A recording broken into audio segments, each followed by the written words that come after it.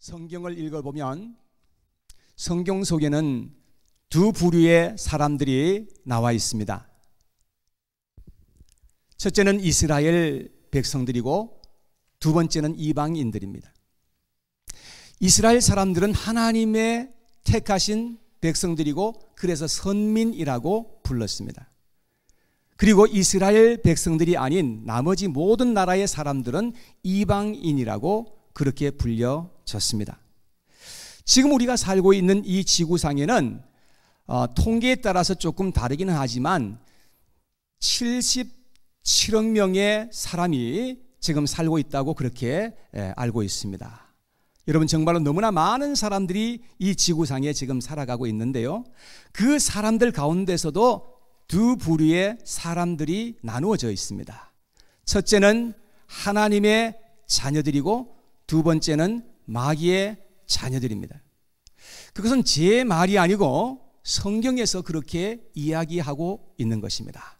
그래서 요한일서 3장 10절에 있는 말씀을 보니까 이렇게 말씀합니다. 이러므로 하나님의 자녀들과 마귀의 자녀들이 드러나나니 무릇 의를 행하지 아니하는 자나 또는 그 형제를 사랑하지 아니하는 자는 하나님께 속하지 아니하니라. 자, 여기 보니까 분명히 하나님의 자녀들과 마귀의 자녀들이 드러나게 된다라고 성경은 말씀하고 있습니다. 예수님께서도 요한복음 8장 44절에 보니까 이렇게 말씀을 합니다. 너희는 너희 아비 마귀에게서 났으니 너희 아비의 욕심대로 너희도 행하고자 하느니라. 여러분, 이 말씀은 예수님께서 그 유대인들이 예수님을 대적할 때에 그 유대인들을 향해서 하신 말씀이었거든요.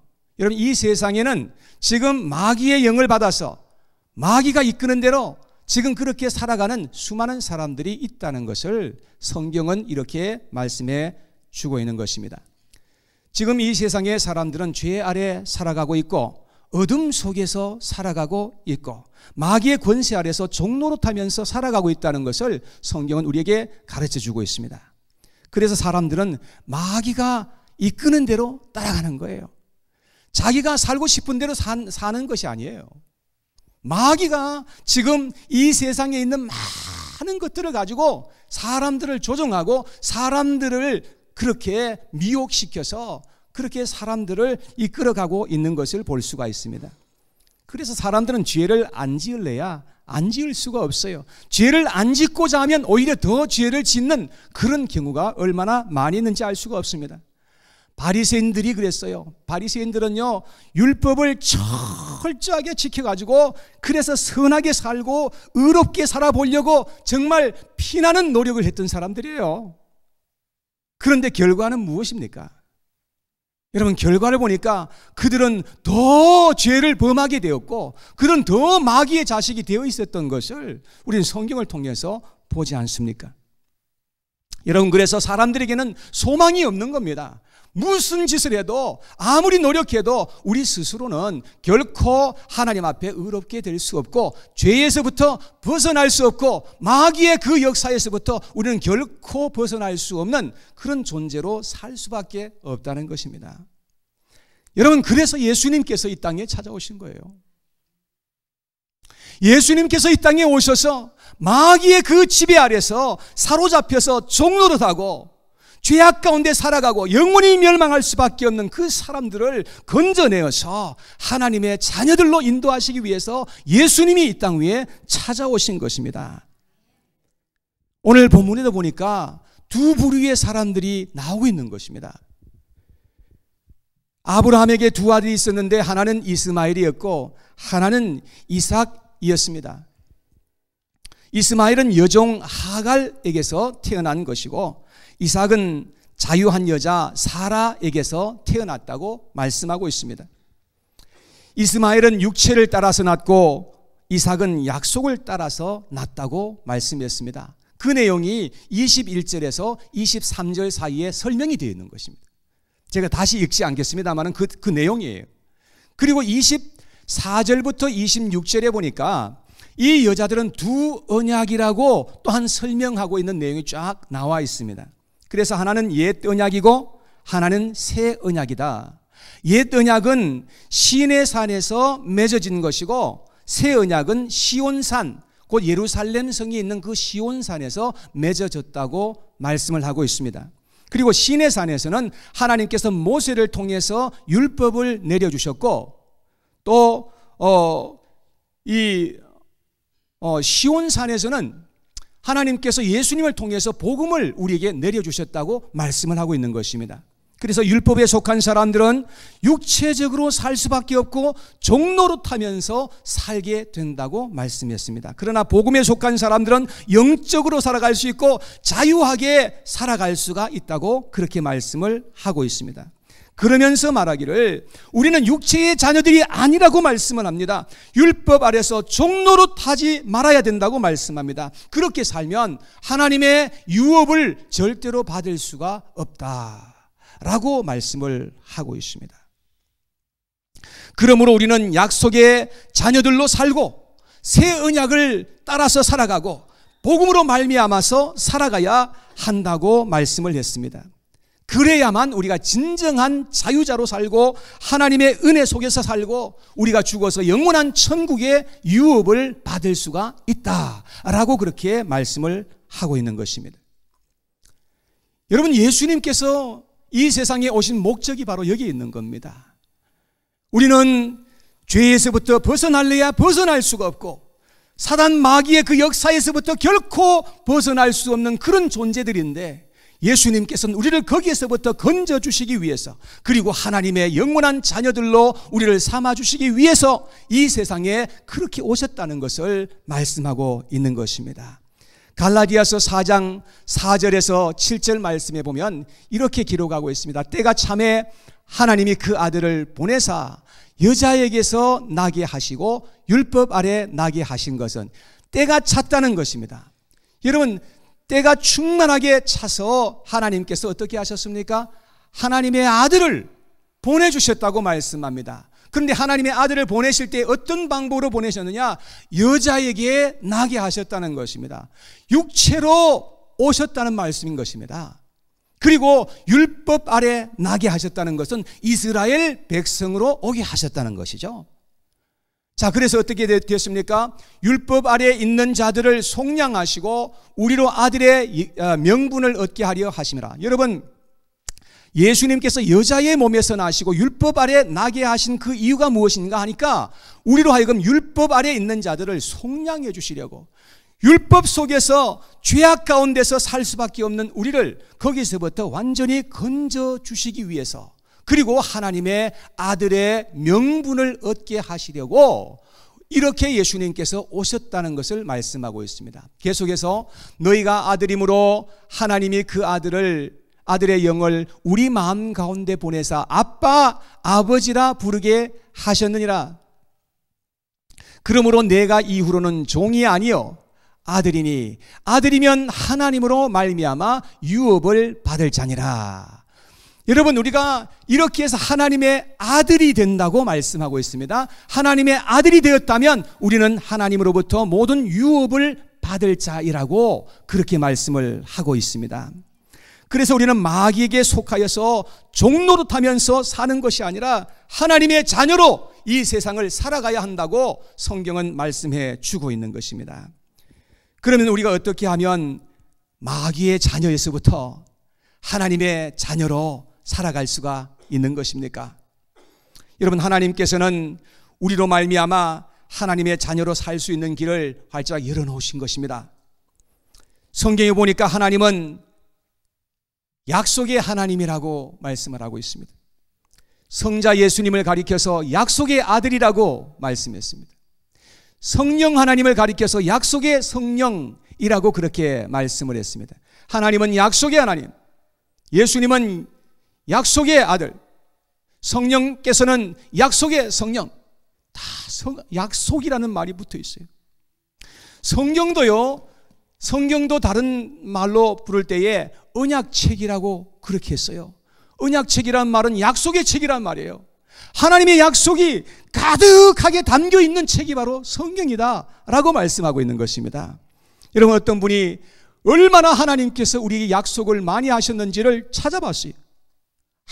하나님께서 우리한테 약속한 게 뭔가 찾아보니까 무려 32,500가지의 약속이 성경 안에 기록되어 있더라는 거예요. 하나님은 무수히 우리를 위해서 계속해서 약속하시고 또 약속하시면서 그렇게 많은 약속을 기록해 놓고 있는 것입니다. 여러분, 그런데 하나님께서 우리에게 약속하신 그 많은 약속 중에서 가장 중요한 약속이 있다면 무엇이겠습니까? 그 약속이 바로 하나님의 한 아들을 보내주시겠다는 약속이에요. 여러분, 우리는 하나님께서 예수 그리스도를 보내주시고 예수님이 하나님의 아들로 오셨다는 이 사실을 우리가 받아들일 수 있어야 한다는 것입니다. 성경은 온통 이 아들에게 초점이 맞춰져 있어요. 여러분, 이 아들을 받아들이느냐 받아들이지 않느냐에 따라서 모든 것이 다 결정이 나버려요. 하나님의 아들 예수 그리스도를 우리가 받아들이면 우리가 하나님의 아들이 된다는 거예요. 예수 그리스도 하나님의 아들을 우리가 받아들이지 않게 되면 우리는 절대로 하나님의 자녀가 될 길이 없는 거예요. 예수님을 믿을 것이냐 거절할 것이냐, 여기에 따라서 모든 운명이 결정되어지게 된다는 것입니다. 여러분, 이 하나님의 아들에 대해서 주목하시기를 바랍니다. 성경에 보니까 하나님께서 처음으로 하나님의 아들을 보내주시겠다는 약속을 한 장면이 나오는데, 여러분 혹시 기억나세요? 어디에 그런 기록이 있을까요? 아담과 하와가 범죄한 직후에 하나님께서 하나님의 아들을 보내주시겠다는 약속을 하셨어요. 창세기 3장 15절 말씀에 보니까 하나님이 하신 말씀입니다. 내가 너로, 하나님께서 사탄에게 지금 하는 말씀이에요. 내가 너로 여자와 원수가 되게 하고 내 후손도 여자의 후손과 원수가 되게 하리니 여자의 후손은 내 머리를 상하게 할 것이요 너는 그의 발꿈치를 상하게 할 것이니라 하셨습니다. 여러분, 여기에 보니까 하나님께서 그 여자의 후손을 보내주시겠다고 약속했는데 이 단어는 단수로 기록했고 남성 명사로 기록되어 있어요. 그러니까 어떤 한 존재를 말하는 거예요. 한 존재. 이 여자의 후손이 오게 될 때에 어떤 일이 일어나느냐, 사단 마귀의 머리를 상하게 한다는 것입니다. 사단에게 치명상을 입히게 될 것이라고 말씀을 하신 것입니다. 이렇게 하나님께서 한 아들을 약속하시고 난 후에 성경에 보니까 계속해서 그 아들을 보내주시겠다고, 때가 되면 그 아들을 보내겠다고, 하나님께서 계속해서 그 아들을 보내시겠다는 약속이 계속되는 것을 볼 수 있습니다. 그렇게 약속을 4,000년 동안 하셨습니다. 여러분, 4,000년 동안 계속해서 하나님께서 아들을 보내시겠다고 약속하셨는데 어느 날 다윗의 고향이었던 베들레헴에서 한 아기가 마구간에서 탄생한 것입니다. 그 아기는 보통 아기가 아니었어요. 성령으로 말미암아서 잉태가 된 것입니다. 남자를 통해서 잉태가 된 것이 아니라 성령을 통해서 잉태가 되었다는 것입니다. 다시 말해서 예수님께서는 육체로 오기는 오셨지만 예수님께서는 사람의 씨로 온 것이 아니라 하나님의 씨로 이 세상에 오셨다는 말씀인 거예요. 예수님께서는 이 세상에 태어나실 때에 하늘에서 천사가 나타나서 세상에 구주가 나셨다고 전해 주었던 바로 그 아기였습니다. 요한복음 3장 16절에 보니까 하나님이 세상을 이처럼 사랑하사 독생자를 주셨으니 이는 저를 믿는 자마다 멸망하지 않고 영생을 얻게 하려 하심이라고 말씀했습니다. 여러분, 하나님께서 그렇게 약속하셨던 그 아들이 세상에 오셨다고 말씀하고 있는 것입니다. 그 이유가 무엇인지를 또한 말씀했는데 하나님이 세상을 이처럼 사랑했기 때문에 그 독생자를 보내주신 것이라고 우리에게 말씀을 하고 있는 것입니다. 사랑하는 여러분, 예수님이 오셨다는 거 믿으시기 바랍니다. 여러분, 그런데 이상하게도 가끔씩 전도를 해보면 어떤 사람은 예수님이 오신 것조차도 인정하지 않으려고 하는 사람들이 가끔씩은 있어요. 웬만한 사람들은 그냥 예수님이 오신 것 정도는 인정해요. 그런데 어떤 사람들은 예수님이 있었다는 사실조차도 인정하지 않으려고 그래요.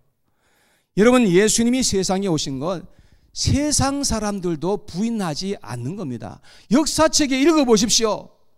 역사책에 보면 예수님이 오신 거 사실로 기록하고 있지 않습니까? 여러분, 교과서에 보십시오. 예수님이 오신 거에 대해서 부인하지 않아요. 근데 세상 사람들이 모르는 거 한 가지 있어요. 예수님이 하나님의 아들로 오셨다는 사실을 세상 사람들이 모르고 있는 거예요. 예수님은 하나님께서 약속하신 그 아들로 이 세상에 오셨다는 것을 여러분 믿어야 되는 것입니다. 예수님께서는 유대인들에게 미움을 사고 어려움이 되었던 이유가 무엇인가 하면 자기가 하나님의 아들이라고 주장했기 때문이었어요. 요한복음 19장 7절에 보니까 이렇게 기록합니다. 유대인들이 대답하되 우리에게 법이 있으니 그 법대로 하면 그가 당연히 죽을 것은 그가 자기를 하나님의 아들이라 함이니라. 예수님은 자기가 하나님의 아들이다 라고 얘기했더니 이 사람들은 신성모독이다 하면서 예수님을 십자가에 못 박아 죽인 것이었습니다.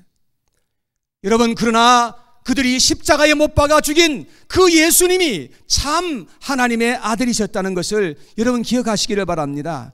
여러분, 마귀들도 알아봤어요. 마귀들도 예수님이 하나님의 아들이셨다는 사실을 알아봤단 말입니다. 마태복음 8장 28절 29절 말씀에 보니까 이렇게 기록합니다. 이에 그들이 소리질러 이르되 하나님의 아들이여 우리가 당신과 무슨 상관이 있나이까? 때가 이르기 전에 우리를 괴롭게 하려고 여기 오셨나이까? 라고 이렇게 말하고 있습니다. 귀신들도 귀신처럼 알아보는 것을 볼 수 있습니다. 그런데 사람들은 잘 몰라요.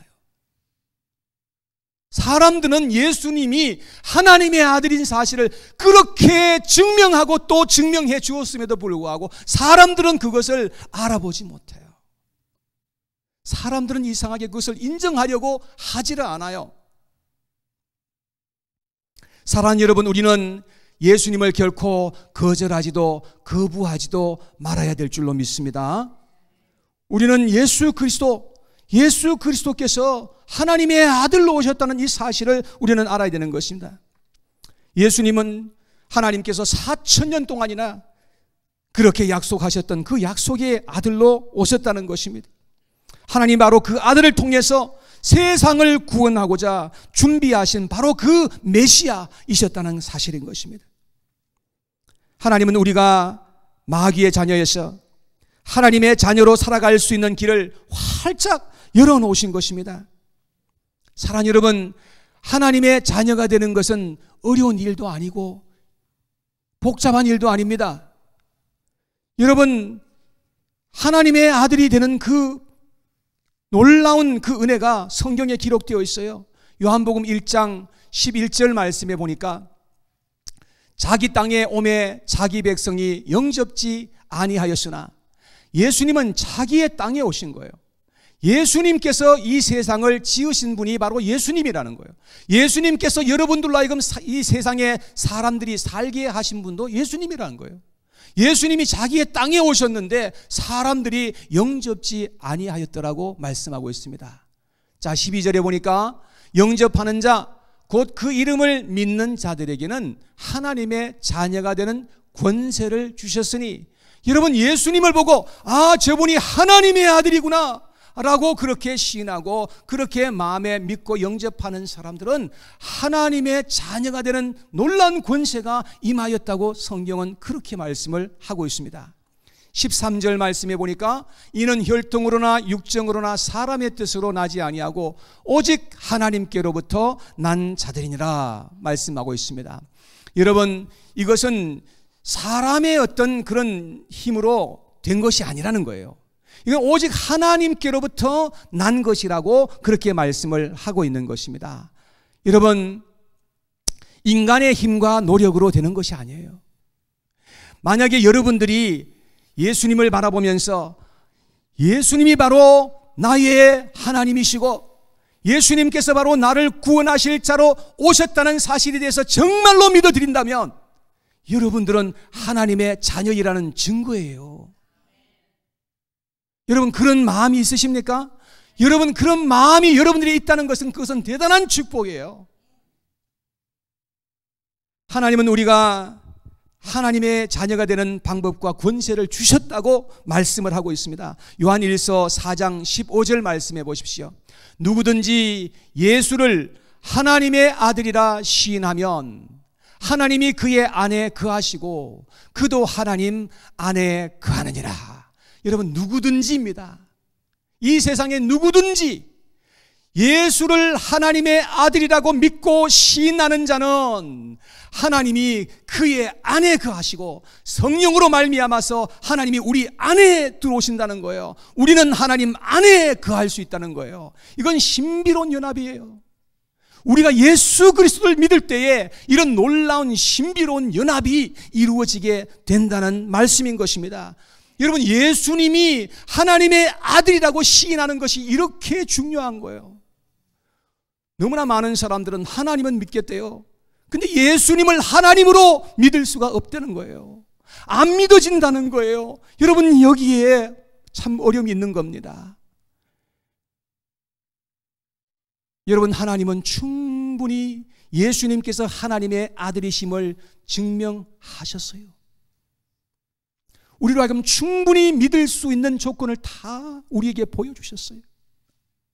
그러시면서 믿으시라는 거예요.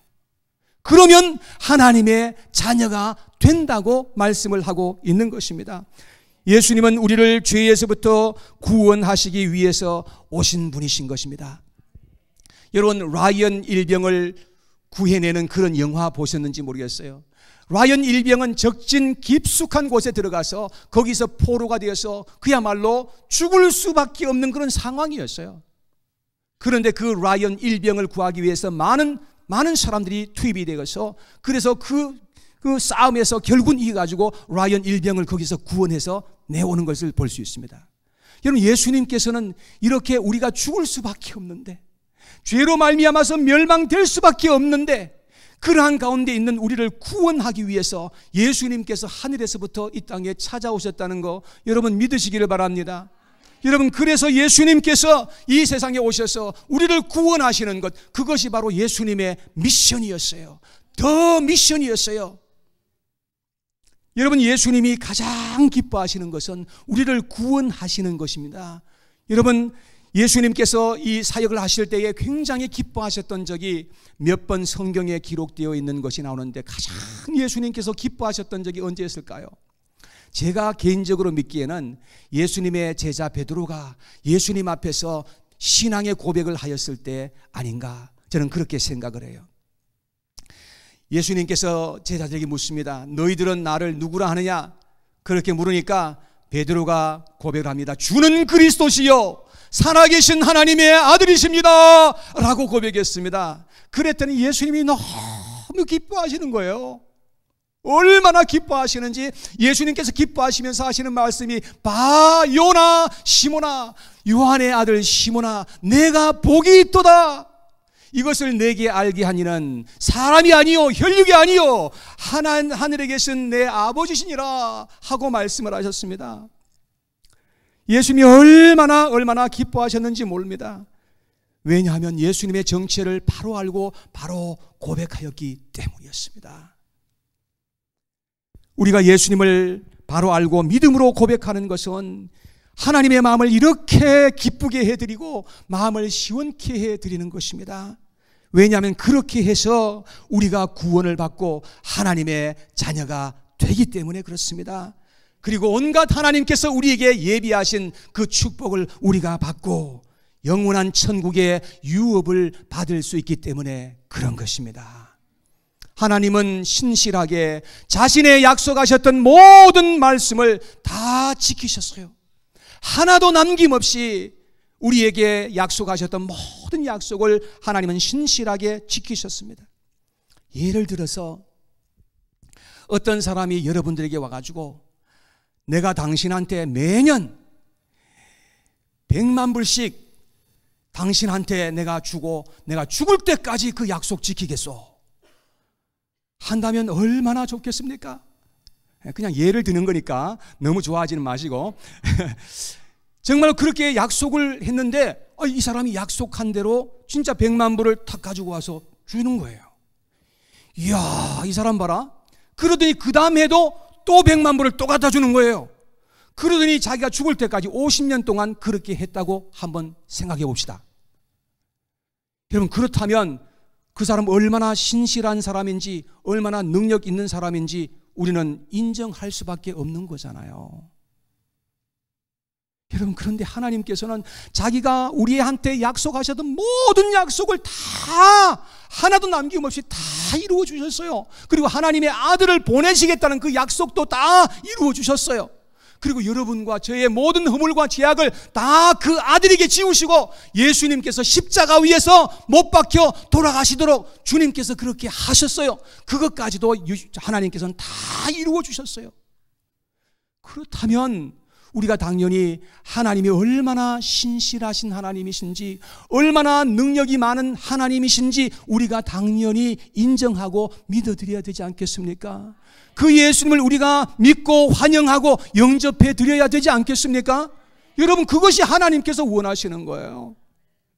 디모데전서 2장 4절에 보니까 이렇게 나와 있어요. 하나님은 모든 사람이 구원을 받으며 진리를 아는 데에 이르기를 원하시느니라. 우리 하나님은 모든 사람들이, 여기에 계신 모든 사람들이 다 구원받고 진리를 아는 데 이르기를 간절히 원하고 계신다는 말씀인 것입니다. 여러분, 예수님을 믿고 하나님의 자녀로 이 세상을 살아가시기를 주님의 이름으로 축원합니다. 그러면 여러분들에게 놀라운 개혁과 변화가 일어나게 되어 있습니다. 왜 내게는 변화가 없는가? 왜 나는 계속해서 이렇게 살아가고 있는가? 그 이유가 뭔지 아십니까?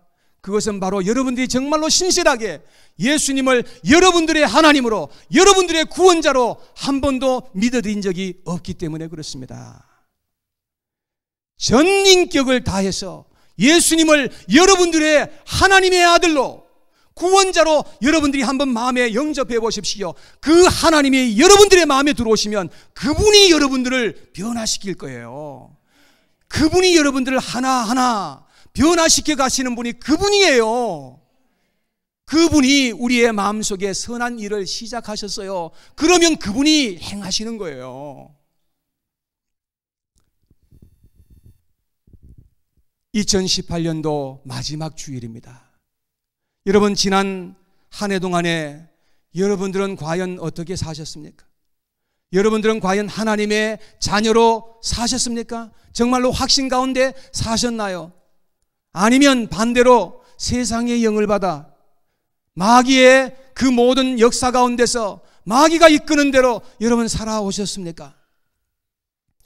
우리는 하나님의 자녀로 이 세상을 살아가야, 그래야만 그 길만이 가장 복되고 가장 소망이 있고 가장 안전하고 확실한 길인 줄 여러분 믿으시기를 바랍니다. 여러분, 우리는 무엇보다도 예수님께서 하나님의 아들이신 것을 믿고 예수님께서 여러분들을 영원한 죄와 그 심판 가운데서 완전하게 건져주실 수 있는 구원자 되시는 것을 우리가 마음에 믿어야 된다는 거예요. 그리고 그분을 내 마음에 영접해 드리는 겁니다. 그리할 때 주님께서 우리의 삶 가운데 들어오셔서 놀라운 일을 하나둘 우리 가운데 행하여 주시고, 그래서 우리가 이 땅 위에 사는 동안에 결코 우리를 떠나지도 아니하시고 버리지도 아니하시고 우리와 함께 하셔서 하나님의 놀라운 일을 행하여 주시는 그 하나님이 되시는 것을 우리는 경험을 통해서 알게 되는 거예요. 이러한 놀라운 축복이 여러분 모두에게 있게 되기를 간절히 원합니다. 2019년도 한 해 동안에 이러한 놀라운 일들이 우리 가운데 가득하게 일어나는 축복이 있게 되기를 간절히 원합니다. 아멘.